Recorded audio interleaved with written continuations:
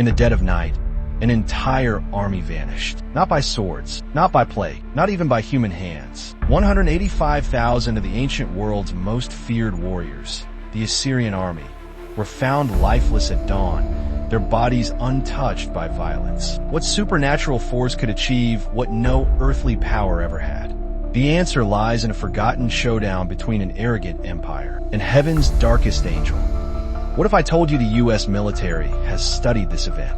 Declassified documents reveal Jerusalem was dying. Once the jewel of God's people, the city had become a den of idolatry. King Ahaz, Hezekiah's father, had bartered the nation's soul, locking the doors of Solomon's temple while pagan shrines rose in its shadow. The streets reeked of sacrifices to Baal. Children passed rotting altars on their way to play. And the God of Abraham, his name was whispered only in shame. But in the palace, a young prince watched. Hezekiah, raised on the stories of Moses parting the Red Sea and David slaying Goliath, kept his faith like a hidden flame. While priests bowed to statues, he secretly studied the Torah. While nobles mocked the old ways, he waited for his moment. When Ahaz died, Hezekiah seized the throne and struck his first blow for God. With a crowd of trembling priests looking on, he wrenched open the temple's rusted gates. Purify this house, he commanded. For days,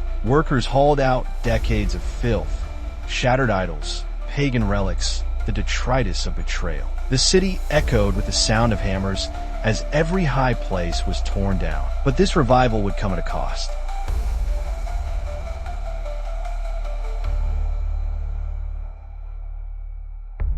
Nineveh, capital of the Assyrian Empire, was a city built on skulls. King Sennacherib, a ruler who etched his victories in stone and bathed in the terror of his enemies, received reports of Jerusalem's defiance. A vassal king restoring the worship of a defeated god?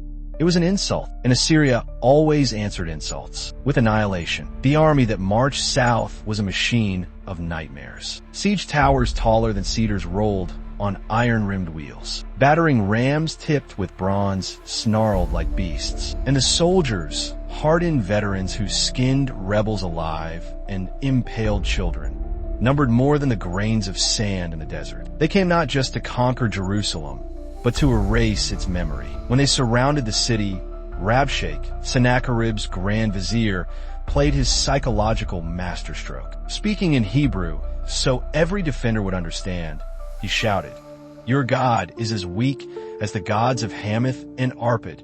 Surrender now, and I'll give you vineyards you didn't plant. Fight, and you'll eat your own children." The people clutched their robes in terror. Even the guards paled. Only one man remained unmoved. Hezekiah, his royal robes torn in mourning, pressed his face to the temple floor. "Lord, hear how Sennacherib mocks you. Save us. Not for our sake, but so all kingdoms may know you alone are God." That night, as the Assyrians drunkenly boasted of tomorrow's slaughter, heaven's response came. In silence. No trumpet blast announced it. No earthquake heralded it. Just a whisper of wings in the darkness. The angel of the Lord, the same being who had passed over Egypt centuries before, moved through the camp. Where it paused, life flickered out. No struggle, no cry. 185,000 souls extinguished between one breath and the next. At dawn, Jerusalem's watchmen saw the impossible.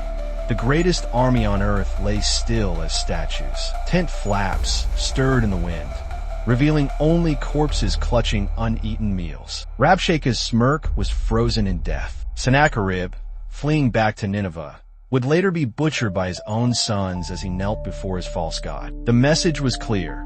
Whoever touches Jerusalem touches the apple of God's eye. This was no natural disaster, no mystery illness. Ancient historians like Herodotus recorded the Assyrian catastrophe, but couldn't explain it. Only scripture reveals the truth. A single angel, armed with divine wrath, accomplished what no human army ever could. But this raises a chilling question. If one angel could do this, what could 7 do? The Bible speaks of 7 archangels. Michael the warrior, Gabriel the messenger, and others whose powers defy comprehension. One is said to hold the keys to the abyss. Another commands the death horsemen of Revelation. Their full story and whether they'll return in our days is a tale for another night. But remember this, the same God who sent his angel to defend Jerusalem 2,700 years ago still watches over his people today, and his angels are always on duty. This was just one of God's angels. But what about the other 6? The archangels Michael, Gabriel, and 5 others wield powers that could rewrite history. If you want to uncover their secrets, including which angel holds the key to the abyss, smash that subscribe button and hit the bell. Because next week, we're diving into the 7 archangels of judgment, and you won't want to miss it.